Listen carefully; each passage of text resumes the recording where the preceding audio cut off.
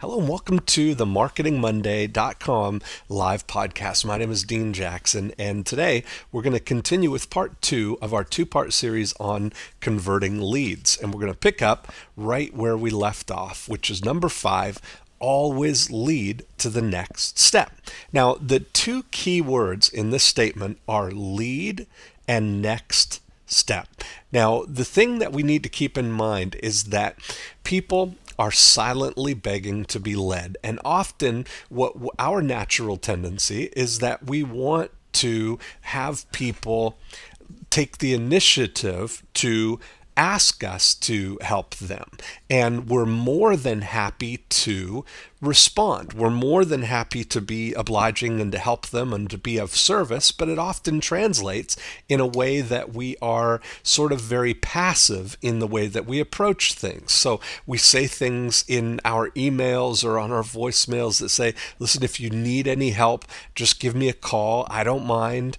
Or if you need anything, I'm more than happy to help. If you've got any questions, I'll just wait over here in case you need me. And we're kind of passively waiting for people to lead us into action. We're leaving the onus on the prospect to guide us. It's such a natural thing, not just in a lead conversion context, but in a life context. We always want other people to be the initiators. We don't want to initiate things because whenever we initiate something, there's a chance that we might get rejected. So we often just kind of passively sit back and we think that we're doing it in a way that is pleasing to our prospects because we don't want to be pushy.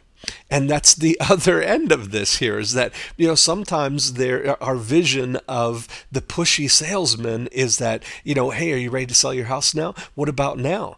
Ready yet? The market's really hot. And we sort of set things up almost on a polarity. That on one end of the scale, we've got the very passive approach and that's where most people kind of fall. We sit in there and we want to be pleasing and we want to be available and we want to be of service, but we don't want to be pushy on the other end of that scale. But the reality is the very best place to be is right here in the middle, which is attractive. Now, attractive is a very different thing.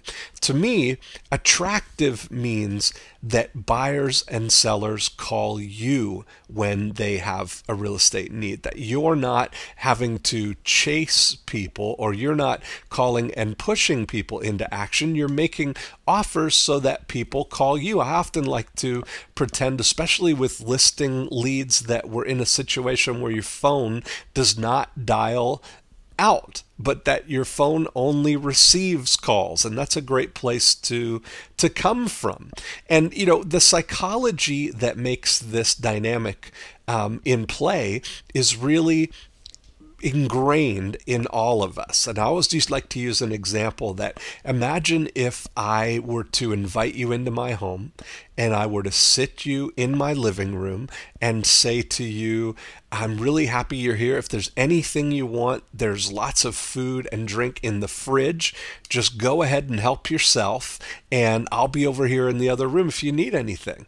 Now, it sounds like that's exactly what we might say in a situation like that if we were hosting somebody. But the reality is that it would be very difficult for you and for most people to go and take something from my fridge, even though my sincerest hope would be that you would feel comfortable enough to go and help yourself to anything in my fridge. But even if you thought about that, the first thing that would come to mind is what our mothers taught us, that we don't want to impose on people, that we don't want to be rude. And that's the overriding thing, that we don't want to impose on people and take things. We just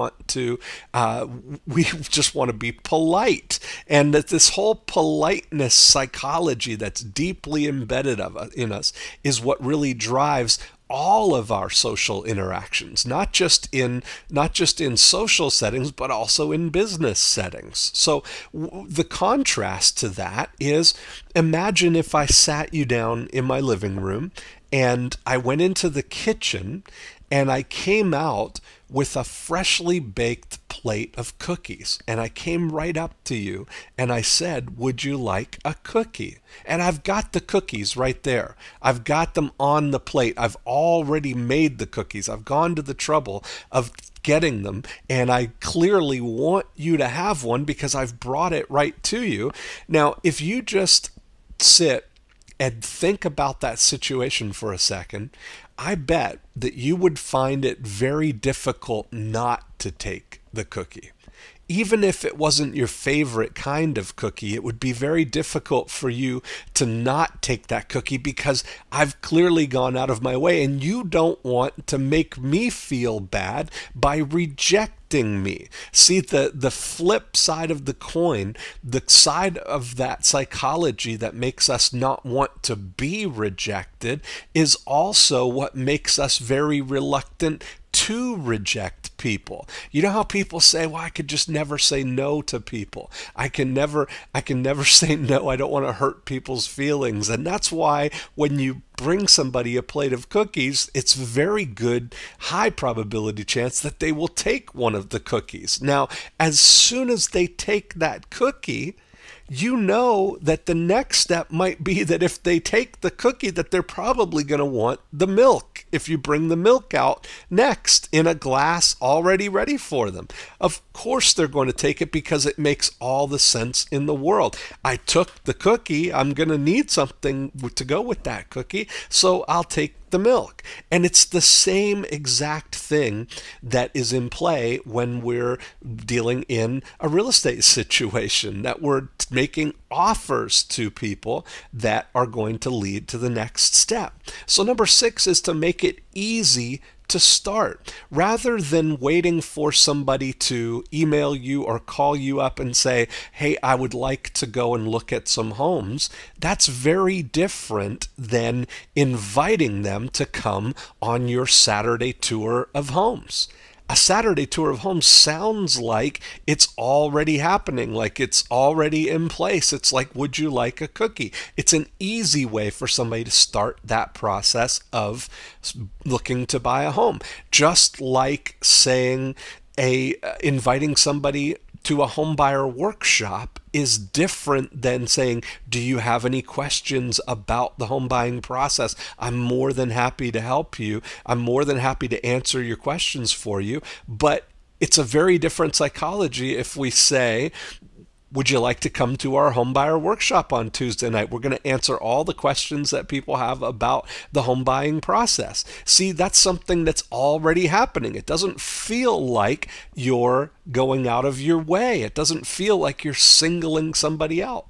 And that's what really drives and makes it easy for people to take that first step. And we know that as soon as they take that first step down that path of moving towards you, that it's easier and easier and easier to get them to take that second step and the third step and the next step. And before you know it, they're in your car driving around with you looking for a home that they might buy this weekend. So that's our connection process, and that's our lead conversion process. And all that's left is to lather, rinse, and repeat. And we do it again and again and again. And you're going to be amazed at how good you get at that process. So I've enjoyed sharing my conversion secrets with you. Tune in next week and we'll talk about even more ways to get more listings, find more buyers, and convert more leads.